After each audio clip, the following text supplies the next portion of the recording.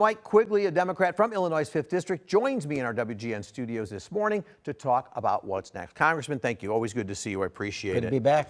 So here you have these parliamentarian rulings, which is really making it very difficult for Republicans to get things. It's happened to the Democrats before. Oh, absolutely. And you're not in the Senate, so I understand you're not living this every day. But I do want to ask you, whatever form this takes in the end and it comes back to the House, will it become problematic in the House if indeed the cuts aren't what people expect them to be? What will happen back in the House? There's a domino effect. When you cut someplace, the math doesn't add up someplace else. In addition, I think the big problem, even that this wasn't going to be an issue for moderate Republicans, was the SALT provision, right? That state and local tax Which we care about in Illinois. Which we care about in Illinois, and they have to care about in states like Pennsylvania and New York. So these things sort of run into each other, and it makes the math even more difficult. So we're anticipating that they might bring us back before the 4th of July. It's sort of hard to imagine they'll get it done.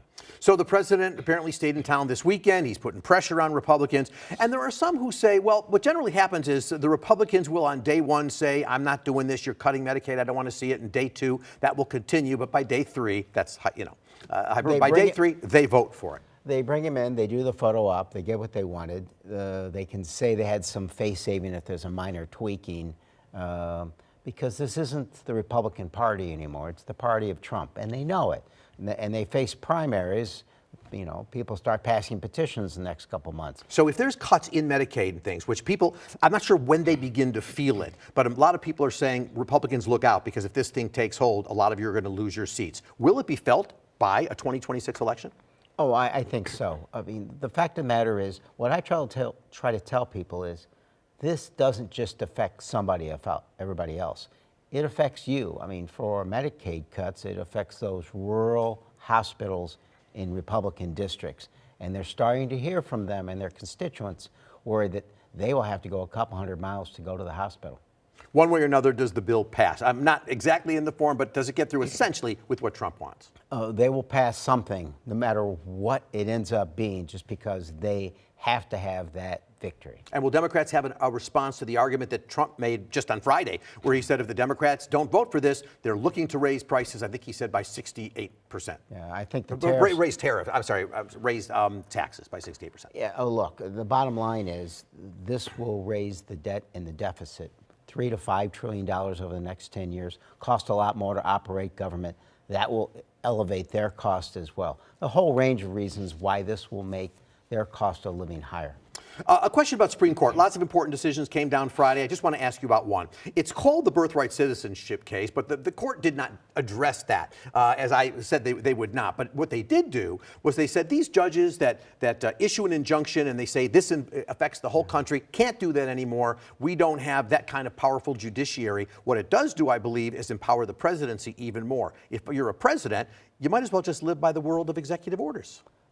Because the Congress is letting you do that, and because the courts are now facilitating that. The fact is, the only way to get around this decision is either a class action suit or waiting for the appeal process to take some time. That could be years. In the meantime, the president rules over that. And with something so extraordinary as birthright citizenship, you got to ask yourself what's next. And it might mean somebody might be an American citizen depending on where they were born under this ruling in one state, but they cross the state line, they're not an American citizen. So much for full faith and credit and how we think of this as a united country. Let's talk about Iran. That is an area of your expertise. But I want to ask you about this question.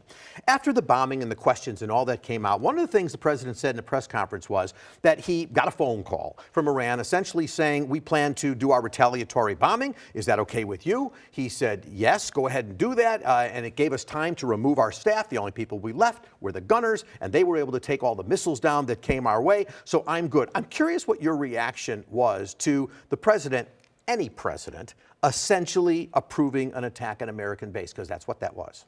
Yeah, I don't know that it was. I think what this is Iran feeling like it had to do something face-saving within its own country. And the president acknowledged that and did give them the opportunity to vacate those targets. So it's some sort of weird foreign policy acknowledgement that they have to save face. They're going to do it, and you accept the fact that you can save lives if you go along. there's been a lot of attacks by the Trump administration on the media. They haven't actually attacked what the media is reporting in terms of whether or not things were obliterated in Iran or whatnot. The attack just seems to be personal. I'm just sort of curious.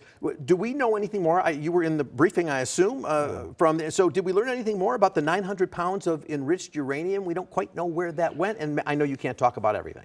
I can't talk about what's classified, but what I can tell people is you don't need to read classified documents to understand a couple basic things here. When the president exaggerates the success of an operation like this, it's dangerous. You have to face the risk that exists, not the risk that the president wants you to believe in. So that's number one. Number two is we never anticipated missions like this would obliterate anything. It is a temporary delay. They're also destroying facilities, not the actual weapons-grade uranium, which is scattered, as the AEA said, the Atomic Energy Organization, over at least 30 sites. So the very real risk exists that the opportunity for Iran, if they so choose, and we don't know that, to create a quick and dirty bomb of sorts that can be launched on any sort of platforms and become a risk immediately. Part of what came out, of course, was due to leaks. Speaker Mike Johnson said he believes it did come from Capitol Hill somewhere. The president said it's a Democrat. But that began, they should be prosecuted. I don't know that we know who it was. But that being said, it looks like the administration is now taking the position we may not be informing you and keeping members of Congress up to date because, you know, you're leaking this stuff. What's the risk there? First of all, this is something Democrat and Republican presidents have been crazy about, as you know, for years. Leaks happen on Democrat and Republican presidents. History has shown, I teach this in a class, I've been a member of the committee 8 years, almost always it comes out of the administration. Either the military or somebody in the administration leaks this. This is how it's always happened. They will use this as an excuse to deprive us of information. By law, they have to brief us, the Intelligence Committee. They can't just do it for Republicans or Democrats if they're a Democratic president. It makes us less safe. It takes away our oversight. And again, that's breaking the law. President says we have a ceasefire now that apparently he's saying he's responsible for, but it's permanent. Are you comfortable with that? Nothing's permanent in the Middle East. There are no permanent peace. There's no permanent war. Tomorrow, everything could change. There are very real risks. We hope for the best. How did we get here?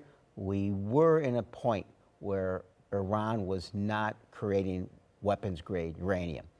The president pulled us out of that deal. So we are at this risk point because the president took us out of a deal that was reached diplomatically. Let me ask you about NATO. The president went there for a day this year, and it seems to have a better relationship with NATO than he did first time around. Seems to be supporting it now because they're all going to pay 5%. Sort of curious as to your reaction to that and the fact that he said he seems to be more in favor now of Article 5, the one that says we're all committed to each other. But he said, but as you know, he said to a reporter, many interpretations of Article 5. I only know one, maybe you know others. Well, the only interpretation is we're all in this together, and the only time it was actually exercised was all of NATO supporting the U.S.